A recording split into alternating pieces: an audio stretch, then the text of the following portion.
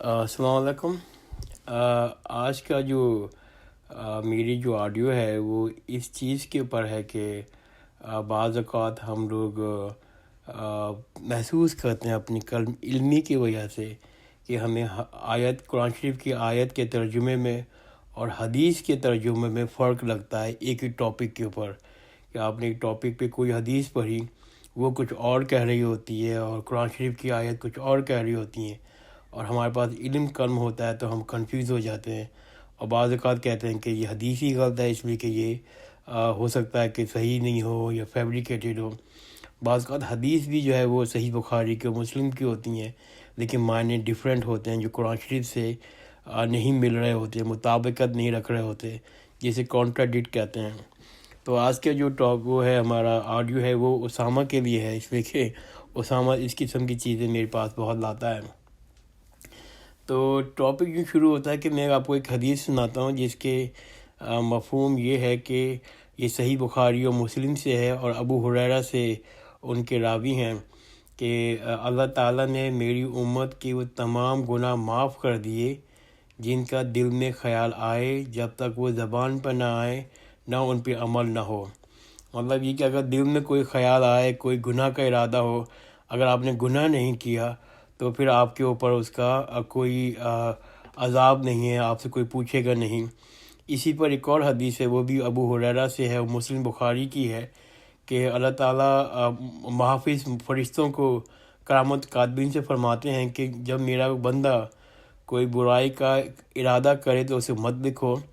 اگر اس پہ عمل کرے تو ایک برائی لکھو، اگر کسی نیکی کا ارادہ کرے اور اس پہ عمل نہ کرے تو ایک نیکی لکھو، اور اگر اس پہ عمل کرے تو 10 نیکیاں لکھو۔ یہ حدیث بہت کامن ہے اور میرے خیال سے سب لوگوں نے پڑھی اور سنی ہوگی۔ تو سمپل ورڈس میں کہ آپ کا دل میں ارادہ ہے، آپ نہ کریں، تو اگر کریں گے تو ثواب ملے گا، نہیں کریں گے تو کہتے ہیں گناہ نہیں ہے unless کہ آپ گناہ کریں۔ تو لیکن جب آپ قرآن شریف کی طرف جاتے ہیں تو میں آپ کو ایک قرآن شریف کی آیت پڑھ رہا ہوں۔ یہ ہے پارہ نمبر 3 ہے، آیت نمبر 8 ہے، 274،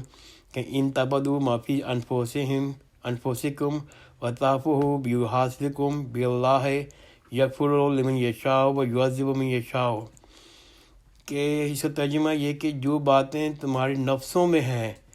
ان کو اگر تم ظاہر کرو گے یا پوشیدہ رکھو گے، اللہ تعالیٰ تم سے حساب لیں گے، پھر جس کے لیے منظور ہوگا وہ بخش دیا جائے گا۔ اس قرآن شریف کی آیت سے صاف لگتا ہے کہ اگر تم دل میں رکھو گے یا پوشیدہ رکھو گے جو تمہارے دل کے اندر ہے تو اللہ تعالیٰ تم سے حساب لے گا، اور اس کے بعد وہ منظور ہوگا تو معاف بھی کر دے گا۔ ایک اور پارہ نمبر 15 میں آیت نمبر 32 ہے، وَلَا تَقْفُ مَا لَيْسَ لَكَ بِهِ عِلْمٌ إِنَّ السَّمْعَ وَالْبَصَرَ وَالْفُؤَادَ كُلُّ أُولَٰئِكَ كَانَ عَنْهُ مَسْئُولًا۔ یہ بہت ہی پاورفل قرآن شریف کی آیت ہے، اور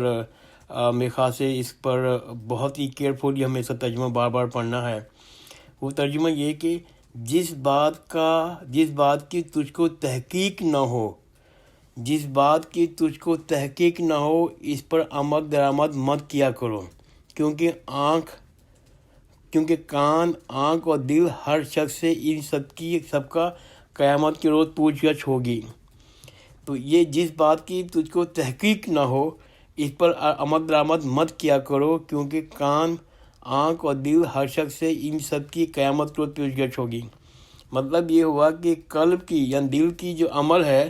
وہ آنکھ اور کان کے عمل کی طرح ہے۔ جس طرح آنکھوں کا کوئی گناہ ہوتا ہے یا کان کا کوئی گناہ ہوتا ہے، اس پر حساب کتاب ہوگا، اس پہ پوچھ گچھ ہوگی، اسی طرح دل کی بھی ہوگی۔ ان دونوں قرآن شریف کی آیتوں میں اور حدیثوں میں تھوڑا سا کانٹراڈکٹ لگتا ہے، کہ وہاں تو کہا ہے کہ جی آپ مطلب یہ کہ آپ دل میں تمہارا خیال آئے، اگر تم نہیں سوچ کرو گے تو اس کا کوئی گناہ نہیں ہے اللہ تم کرو گے۔ یہاں کہہ رہا ہے کہ تمہارے دل میں پوشیدہ بھی ہو تو اللہ تعالیٰ پوچھے گا۔ تو اس کا تھوڑا کنفیوزنگ معنی تھے اور میں کنفیوز تھا، اور مجھے کوئی اس کا جواب نہیں مل پا رہا تھا۔ تو پھر میں نے ایک کتاب پڑھی جس کا نام ہے دی ریوائول آف ریلیجیس سائنس۔ یہ کتاب ہے امام غزالی کی، اس کا 3را ایڈیشن ہے جس کا نام ہے دی مسٹیریس آف پیوریفیکیشن، اس کا اردو ترجمہ تو شاید یہ ہوگا کہ دل کے عجائبات. یہ جو کتاب ہے اس میں پیج نمبر 56 کے اندر اس کو ڈسکس کیا ہے ایک فلاسفیکل ڈیبیٹ کے ساتھ. وہ بہت پیاری انٹرسٹنگ ہے. میں کہا کہ وہ میں شیئر کروں آپ کے ساتھ. تو اس میں یہ امام غزالی کہتا ہے کہ اگر کوئی چیز دل پہ آتی ہے، جیسے کوئی خیال آتا ہے، جیسے مطلب یہ کہ کوئی گناہ کرنے کا خیال آتا ہے یا کوئی خواہش پیدا ہوتی ہے، تو وہ چیز آپ کے ہاتھ میں نہیں ہے. تو وہ جو خیال آتا ہے جس کو وہ کہتے ہیں خاطر یا کہتے ہیں حدیث نفس، کہ اس خاطر کے اوپر آپ پر کوئی گناہ نہیں ہے، کوئی پوچھ گچھ نہیں ہوگی. مثال کے طور پر جیسے ہمارے امریکہ میں ایک ہے کہ ہمیں بعض اوقات بہت بھوک لگ رہی ہوتی ہے اور سامنے جو کھانا سرو ہوتا ہے وہ نان ذبیحہ ہوتا ہے، وہ حلال نہیں ہوتا، وہ اس لیے کہ وہ اللہ کے نام پر نہیں کٹا ہوا ہوتا. تو اگر میرے دل میں آیا یار وہ بھوک بھی ہے، لنچ ٹائم بھی ہے، باہر کہاں کھاؤ گے، تم یہ کھانا کھا لو، تو وہ جو دل میں میرا آیا اس پر میرا کوئی حساب کتاب نہیں ہوگا، مجھ پر کوئی اس کا اللہ نہیں پوچھے گا. پھر کیا ہوتا ہے، جو خاطر ہے جو پہلا اسٹیج ہے، اس کے بعد دوسرا اسٹیج ہوتا ہے جس کو رغبت کہتے ہیں یا میلان طبع کہتے ہیں، کہ اس کو اب آپ کو بھوک لگی ہوئی ہے اور آپ کو خواہش ہے، شہوت بھی ہو رہی ہے بھوک کی. تو پھر آپ کہتے ہیں، اور پھر وہ کہتے ہیں یار بھوک بھی لگی ہے اور مجھے کھانا سامنے رکھا ہوا ہے، سب لوگ کھاتے تو ہیں اور مسلمان بھی تو کھا لیتے ہیں. تو وہ جو چیز ہے کہ ایک تو خاطر جو میرے دل میں ایک آئیڈیا آیا، اس پر کوئی گناہ نہیں ہے. دوسرا جو رغبت پیدا ہو گئی اس لیے کہ میرے اندر ایک خواہش تھی، شہوت تھی، وہ متحرک ہو گئی، اس پر بھی کوئی گناہ نہیں ہے. پھر کیا ہوتا ہے کہ جب وہ رغبت پیدا ہوتی ہے تو آپ کو جو تیسرا اسٹیج ہوتا ہے اسے کہتے ہیں آپ کو اعتقاد یہ کہ پھر وہ آدمی دل سے پوچھتا ہے کہ مطلب کہ کیا کرے وہ آدمی. اب خواہش مطلب دل میں آ بھی گیا اور آپ میں رغبت بھی پیدا ہو گئی ہے. جو دل ہے، دل یہاں پر پھر پرمیشن دیتا ہے آگے بڑھنے کی. وہ جو دل ہے اس کی دو آپشن، یا تو پھر وہ دل دیتا ہے آپ کو مطلب اضطراری کے اوپر کہ بہت بھوک لگی ہوئی ہے یا بہت گھبراہٹ ہوئی ہے یا بہت ٹینشن ہے. اگر اس میں آپ نے پرمیشن دی ہے آپ کو دل نے، تو اس کو جو ہے وہ آپ کا اختیاری نہیں ہے، وہ تو آپ نے ایک مجبوری میں دی یا پھر وہ آپ کا مطلب کہ اور آپشن نہیں تھا. تو اللہ تعالیٰ نے اس کو بھی معاف کر دیا کہ ٹھیک ہے، اس پر بھی تم سے میں کوئی حساب پوچھوں گا بھی نہیں. ہاں، اگر تیسرا جو اعتقاد ہے اس میں آپ نے دل نے پرمیشن دی ہے تم کو کہ لیکن آپ نے بالکل ہی اپنے اختیاری ہے، آپ نے خود اختیار کیا، باقی حالات ایسے نہیں تھے، آپ چھوڑ سکتے تھے لیکن پھر بھی آپ نے آگے بڑھے کہ نہیں ہاں ٹھیک ہے میں کھا لیتا ہوں. تو یہ جو تیسرا اسٹیج ہے جس میں آپ نے خود کہتے ہیں آگے بڑھ گئے، حالات اتنے برے نہیں تھے، تو پھر اس کے اوپر اللہ تعالیٰ آپ سے سوال پوچھے گا ایسا کیوں کیا. اس کا چوتھا اسٹیج جو ہے وہ کہلاتا ہے ارادہ یا نیت. اس میں یہ ہوتا ہے کہ آپ نے کھانے کے لیے کوشش کی، آپ آگے بھی گئے، ٹیبل پہ بھی گئے، پھر وہاں پر آپ رک گئے. اگر آپ رک گئے ہیں اسی لیے کہ آپ کو اللہ بھی دیکھے کہ کیا صورت حال دی. اگر آپ رک گئے اس وجہ سے کہ آپ نے مطلب یہ کہ یار دوسرے مسلمان دیکھ کے کیا کہیں گے، مطلب یہ کہ چھوڑو یار یہ وہ، تو کوئی آپ نے اللہ کے خوف کی وجہ سے نہیں رکے بلکہ دوسرے حالات کی وجہ سے رکے. تو اس کیسز پر اس لیے کہ آپ اللہ کے خوف سے نہیں رکے، یہاں پر آپ کو ایک گناہ لکھا جائے گا، اس لیے کہ آپ نے ایک خاطر رغبت تو صحیح ہے لیکن آپ نے اعتقاد کیا، آپ نے دل کی پرمیشن کے ساتھ آگے بڑھے، آپ کو معلوم تھا یہ چیز غلط تھی لیکن پھر بھی آپ نے آگے کوشش کی. اس کوشش میں آپ نے پھر آگے خود ہی رک گئے، somehow وہ اللہ کا خوف نہیں تھا، کوئی اور وجہ تھی، تو یہاں پر آپ کو گناہ لکھا جائے گا. چوتھا یہ اگر آپ وہ کھا لیتے ہیں تو یہاں پر آپ کا جو ہے وہ اگر آپ رک جاتے ہیں اللہ کے خوف سے کہ نہیں یار اللہ مجھ سے پوچھے گا اور مطلب کہ اس کا عذاب ہے، تو آپ کا اعتقاد ہونے کے باوجود، آپ نے پوری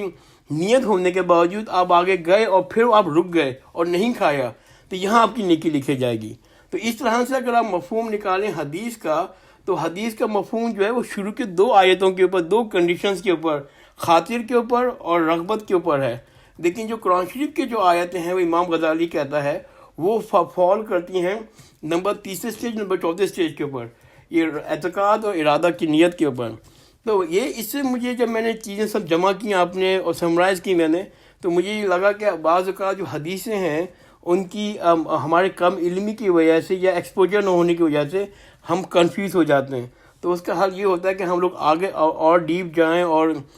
کہتے ہیں اور انڈرسٹینڈ کرنے کی کوشش کریں. بعد ابھی یہ جو چیز ملی مجھے فلاسفیکل ڈیبیٹ ہے امام غزالی کی، یہ کوئی تفہیم قرآن شریف کو ترجمہ یا تفسیر نہیں تھی، لیکن اس پورے ریسرچ میں جو مجھے ایک جو حدیث قرآن شریف کی آیت ملی، جو وہ میں بار بار دوبارہ ریپیٹ کروں گا آپ کو، کہ وہ بہت ہی کہتے ہیں امپورٹنٹ ہے ہمارے لیے، کہ وہ جو پارہ نمبر 15 آیت نمبر 32، کہ جس بات کی تجھ کو تحقیق نہ ہو اس پر عمل درآمد مت کیا کرو، کیونکہ کان،